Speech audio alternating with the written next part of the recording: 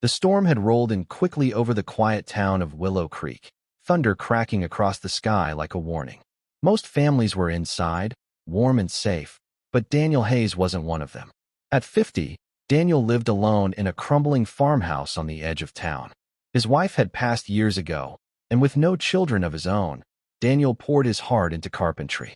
He made rocking chairs, cabinets, and hand-carved cribs. Not many people in Willow Creek bought handmade furniture anymore.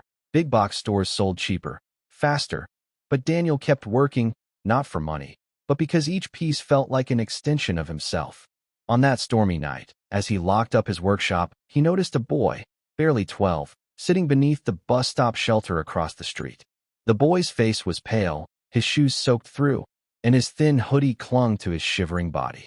Daniel approached carefully. "Son, you'll catch pneumonia out here. Where's your family?" The boy looked down, avoiding his eyes.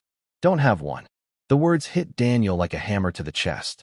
He thought of the empty rooms in his farmhouse, of the silence that greeted him every night. Without another word, he extended his hand. "Come on, then. You can stay at my place until we figure something out." The boy hesitated, but eventually stood. That night, Daniel gave him dry clothes, hot soup, and a bed. It was supposed to be temporary, but temporary became forever. The boy's name was Jacob, and from that night on, Daniel quietly took him in as his own. Raising a child at 50 wasn't easy. Daniel struggled to pay bills, often skipping meals so Jacob could eat. He took extra carpentry jobs, working late into the night under the flickering light of a single bulb. When Jacob needed new shoes, Daniel sold one of his finished cabinets. When school asked for supplies, he bartered with neighbors, trading handmade shells for backpacks and notebooks. The townsfolk whispered, "Why take in a boy that isn't yours?" They said, "He'll grow up and leave you. You're wasting your life." Daniel ignored them. He remembered his wife's words before she died. "The greatest thing we leave behind is love." Every morning, Jacob left for school with a full lunch, and every night, he came home to find Daniel waiting with dinner, no matter how tired he was. Daniel even built Jacob a study desk out of oak, carving his name into the wood. Years passed, and Jacob grew into a bright, hard-working young man. He loved books, math, and, much to Daniel's pride, woodworking. On weekends, they built birdhouses together, laughing as sawdust covered their clothes. But the sacrifices weighed heavy on Daniel. His house grew colder in winter when he couldn't afford heating oil. His hands, once steady, ached from arthritis. Yet he never complained. When neighbors asked why he gave so much, Daniel simply said, "Because he's my boy." By Jacob's senior year of high school, Daniel's health was declining. He worked fewer hours, and bills piled up. One evening, Jacob overheard him coughing violently in the workshop, collapsing onto a stool. "Dad," Jacob said, because by then, Daniel wasn't just a guardian, he was his father. "You can't keep doing this. Let me help." But Daniel only smiled weakly. "Your only job is to graduate. The rest is my burden." Jacob's heart broke. He knew how much Daniel had given up for him. Quietly, he made a promise. "One day, I'll repay every sacrifice." The years flew by. Jacob worked hard, earning scholarships to college and eventually becoming an architect in the city. Success came quickly.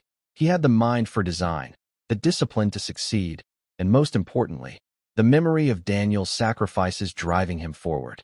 One crisp autumn evening, back in Willow Creek, Daniel sat on his porch, his hair now fully gray, his hands stiff and scarred from decades of carpentry. Life was quieter than ever. He hadn't heard from Jacob in a few months, and he sometimes wondered if the neighbors were right, that the boy would leave and forget him. Then, headlights appeared down the dirt road.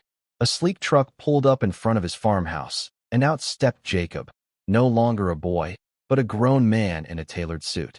Daniel rose slowly, his knees aching, as Jacob hurried toward him. "Dad," Jacob called out. Daniel's breath caught. Hearing that word never grew old. Jacob wrapped him in a tight embrace. "You came back," Daniel whispered, voice trembling. "I never left," Jacob replied softly. Behind him, another truck pulled up, this one hauling a trailer. Daniel squinted as men began unloading tools, lumber, and blueprints.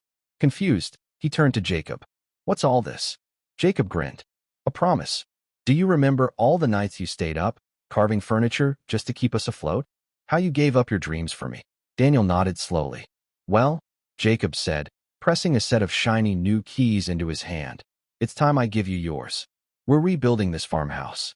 And when it's done, it won't just be a home, it'll be a legacy. A carpentry school, in your name. Daniel's eyes filled with tears.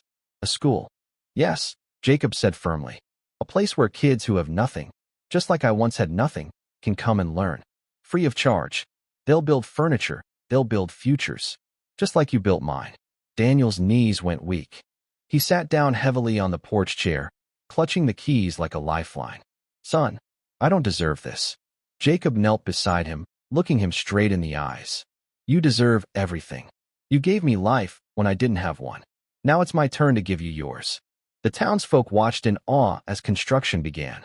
The same people who once mocked Daniel now whispered in admiration as the old farmhouse transformed into a vibrant workshop filled with tools, workbenches, and the smell of fresh wood. A sign was placed out front, the Hayes School of Woodcraft, founded in honor of Daniel Hayes. On opening day, children from across the county arrived, many from broken homes, some living in shelters.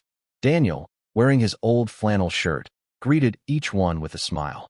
He taught them how to sand wood, measure carefully, and carve with patience. His hands shook sometimes, but his heart was steady. One evening, as the sun dipped low, Daniel sat in his new rocking chair, a gift from Jacob, carved with the words asterisk for my father. Asterisk, he looked out at the rows of young students, laughing and working, and felt peace settle over him. His sacrifices had not been wasted. Love, he realized, always builds something that lasts. And in the sound of saws and hammers, in the smell of fresh pine, in the laughter of children shaping their futures, Daniel found his reward. For the first time in decades, he felt truly rich.